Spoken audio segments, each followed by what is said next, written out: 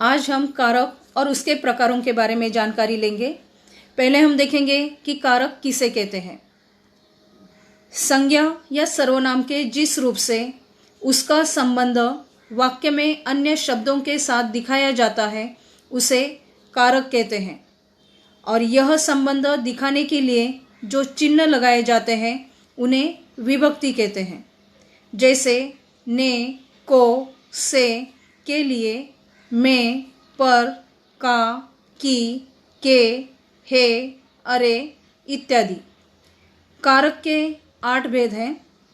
पहला है कर्ता कारक, दूसरा कर्म कारक, तीसरा करण कारक, चौथा संप्रदान कारक, पांचवा अपादान कारक, छठा संबंध कारक, सातवां अधिकरण कारक और आठवां संबोधन कारक। कर्ता कारक वाक्य में जिस संज्ञा या सर्वनाम शब्द के द्वारा क्रिया करने वाले का बोध होता है उसे कर्ता कारक कहते हैं। आसान शब्दों में कहा जाए तो क्रिया यानी कार्य करने वाले को कर्ता कारक कहते हैं। उदाहरणार्थ, अनिल ने कविता सुनाई, तो इस वाक्य में कविता सुनाने का काम कौन कर रहा है? तो कविता सुनाने का काम अनिल कर रहा है, तो इसीलिए यहाँ पर अनिल कर्ता कारक है और कर्ता कारक की विभक्ति ने है। इस विभक्ति का उपयोग हमने संबंध दिखाने के लिए किया है। दूसरा उदाहरण है, मितेश क्रिकेट खेल रहा है, तो इस वाक्य में खेलने का काम मितेश ही कर रहा है, इसलिए मितेश कर्ता कारक है।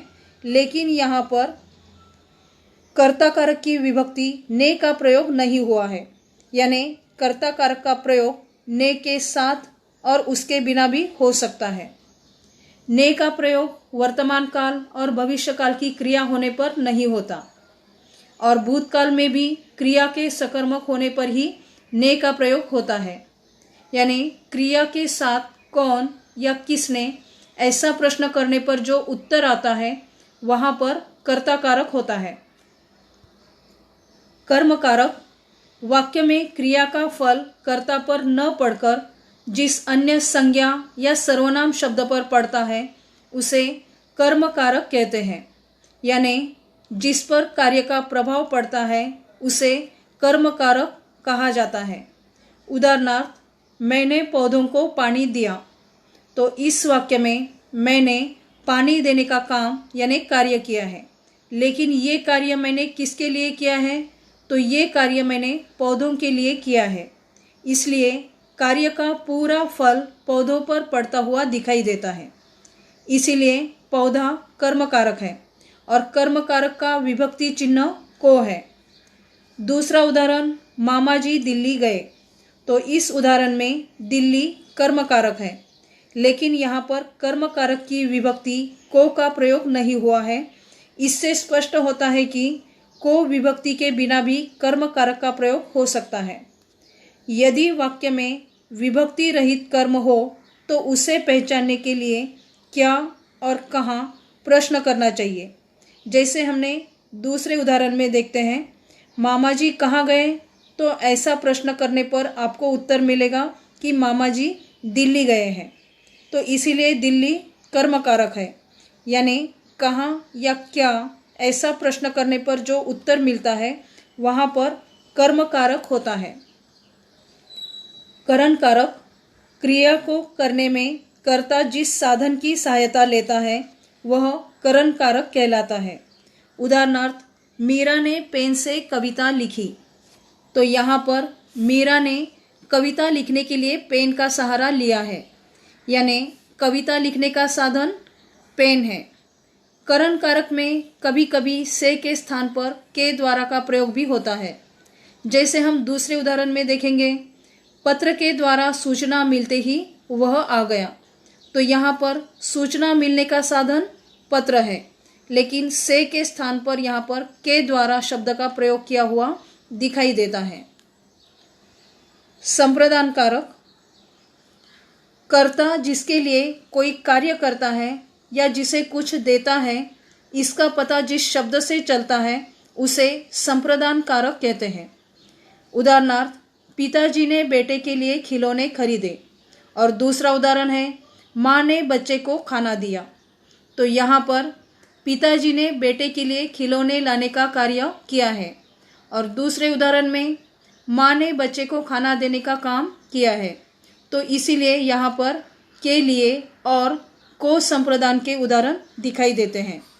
संप्रदान कारक की विभक्तियों में को, के लिए, के वास्ते, के निमित्त, हेतु इत्यादि आते हुए हमें दिखाई देते हैं।